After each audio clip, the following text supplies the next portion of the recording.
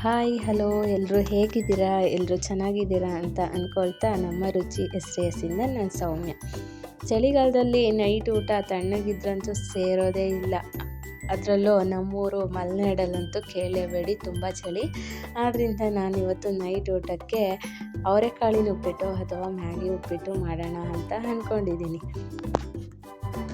ಉಪ್ಪಿಟ್ಟು ಅಂದರೆ ಕೆಲವರಿಗೆ ಇಷ್ಟ ಆಗೋದೇ ಇಲ್ಲ. ಅದರಲ್ಲೂ ನನ್ನ ಮಗ ಬೇಡವೇ ಬೇಡ ಅಂತಾನೆ. ನಮ್ಮ ಮನೇಲೂ ಕೂಡ ಹಾಗೆ ಅಂತಾರೆ. ಆದರೆ ಈ ರೀತಿ ಉಪ್ಪಿಟ್ಟು ಮಾಡಿದ್ರೆ ಇಷ್ಟಪಟ್ಟು ತಿಂತಾರೆ. ಅವರೆಕಾಳಿನ ಸೀಸನ್ನಲ್ಲಿ ಅವರೆಕಾಳು ಬಳಸದೇ ಇದ್ದರೆ ಹೇಗೆ ಅಲ್ವಾ? ನನಗೂ ಇಷ್ಟ ಅವರೆಕಾಳು ಅಂದರೆ, ನಮ್ಮ ಮನೆಯವರಿಗೂ ಇಷ್ಟ. ಹಾಗಾಗಿ ಅವರೆಕಾಳು ಯೂಸ್ ಮಾಡಿಕೊಂಡು ಮತ್ತು ಮ್ಯಾಗಿ ಮಸಾಲ ಯೂಸ್ ಮಾಡಿಕೊಂಡು ಇದೇ ಸ್ಪೆಷಲ್ ಇಂಗ್ರೀಡಿಯೆಂಟ್ ಇದರಲ್ಲಿ. ಹಾಗಾಗಿ ಇವೆರಡನ್ನೂ ಬಳಸ್ಕೊಂಡು ನಾನು ಈ ರಾತ್ರಿ ಊಟಕ್ಕೆ ಅವರೆಕಾಳು ಉಪ್ಪಿಟ್ಟು ಅಥವಾ ಮ್ಯಾಗಿ ಮಸಾಲ ಉಪ್ಪಿಟ್ಟು ಮಾಡ್ತಾಯಿದ್ದೀನಿ. ಅಡುಗೆ ಮಾಡುವಾಗ ನನ್ನ ಮಗ ಬಂದು, ಅಮ್ಮ ಹೋಮ್ವರ್ಕ್ ಮಾಡಿಸಲ್ವಾ, ಪ್ರಾಕ್ಟೀಸ್ ಮಾಡಿಸಲ್ವಾ ಅಂತ ಕೇಳ್ತಾ ಇದ್ದ. 2 ಡೇಸ್ ಅವನಿಗೆ ಕ್ರಿಸ್ಮಸ್ ಹಾಲಿಡೇ ಇದ್ದಿದ್ದರಿಂದ ಇವತ್ತು ಫ್ರೀ ಬಿಟ್ಟಿದ್ದೀನಿ ಅಂತ ಅಂದಿದ್ದಕ್ಕೆ ಅವನಂತೂ ಫುಲ್ ಖುಷಿಯಾದ. ಮತ್ತು ಈಗ ಮ್ಯಾಗಿ ಉಪ್ಪಿಟ್ಟು ಮಾಡ್ತಿದ್ದೀನಿ ಅಂದಿದ್ದಕ್ಕೂ ಸ್ವಲ್ಪ ಖುಷಿಯಾದ. ನೋಡಿ, ಇಬ್ಬರಿಗೆ ಮ್ಯಾಗಿ ಮಸಾಲ ಉಪ್ಪಿಟ್ಟು ಅಥವಾ ಅವರೆಕಾಳು ಉಪ್ಪಿಟ್ಟು ರೆಡಿಯಾಗಿದೆ.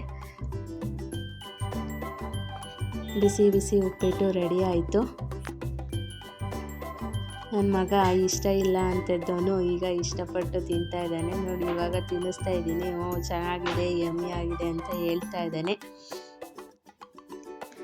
ಎಲ್ಲ ಹೆಣ್ಮಕ್ಳಿಗೂ ಈ ಕೆಲಸ ಇದ್ದೇ ಇರುತ್ತೆ ಲಾಸ್ಟಲ್ಲಿ. ನನಗಂತೂ ಕಿಚನ್ನು ಲಾಸ್ಟಲ್ಲಿ ಕ್ಲೀನಾಗಿ ಇರಬೇಕು, ಯಾವಾಗಲೂ ಕ್ಲೀನಾಗೇ ಇರಬೇಕು ನನಗೆ.